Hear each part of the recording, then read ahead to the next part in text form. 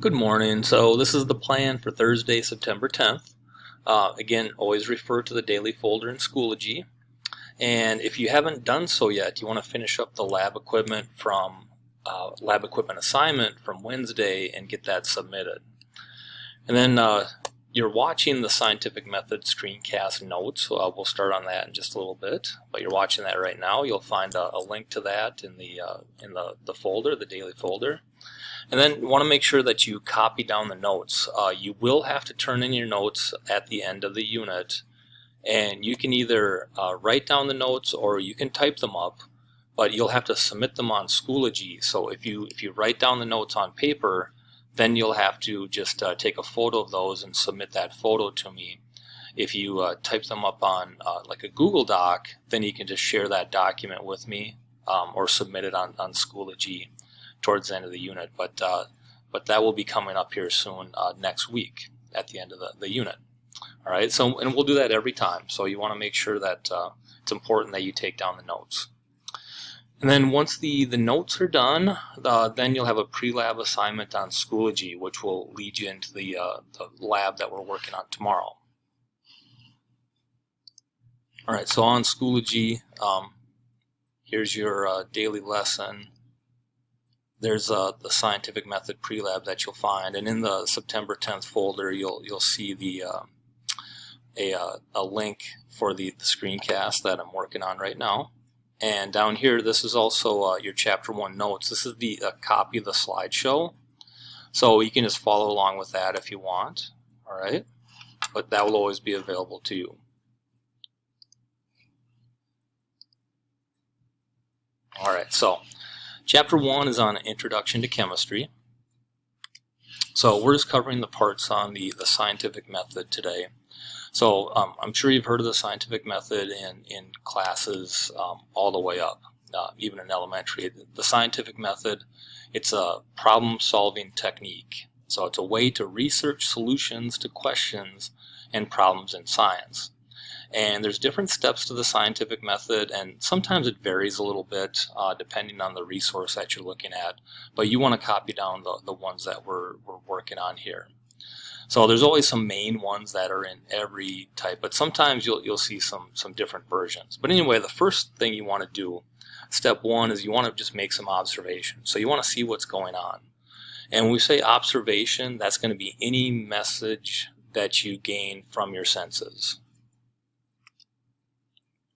There's 2 different types of observations. There's qualitative and quantitative. So starting off with qualitative at the top of the page, that is descriptions related to the 5 senses. They're non-numeric and they may be subjective. So the hot, chunky, slow-moving are the examples there. At the bottom, quantitative, that's numerical information in temperature, pressure, volume, etc. Often has units. You can think of quantitative observations as measurements. So they have a number and a unit associated with them. So that would be like an actual temp or an advancing speed. Now, in some cases, qualitative observations are just fine, but most of the time you want to think quantitative measurements are going to be more useful for determining what's actually going on. So the next step in the scientific method is you want to form a hypothesis. And a hypothesis is a testable statement or prediction, or sometimes it's referred to as an educated guess. And then you want to perform an experiment. And the way that you perform an experiment is it's important that you set it up the correct way. So an experiment is controlled observations to test the hypothesis, and it must be repeatable. So in every good experiment, you have the following items. You have an experimental group, that is the group that's being tested. You have a control group, and a control group has to be there just as a comparison.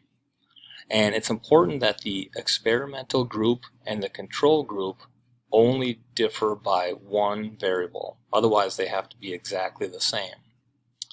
Then the independent variable, that is the variable that you change. And you can think of the independent variable as the variable that I change in the experiment. So that's the difference between the experimental group and the control group. The dependent variable, that's defined as changes in response to the independent. So another way to think of the dependent variable, it's what you would measure. So the independent variable is what you change from one experiment to the next, and you only want it to be one variable, and the dependent variable is what you measure in the experiment. You might also be asked to label the constant variables, and the constant variables would just be everything else that stays the same from the experimental group to the control group. Okay? And by the way, feel free to stop the screencast and catch up with the notes. I know I'm going through this very quickly, so you'll have to stop it from time to time. Okay, so next slide, I have an example experiment, and the example experiment is the effect of temperature on goldfish respiration. So we're changing the temperature of some fish and we're measuring how fast they're breathing.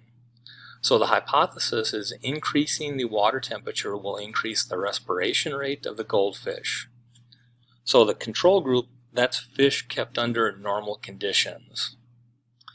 Then the experimental group would be fish in warmer water.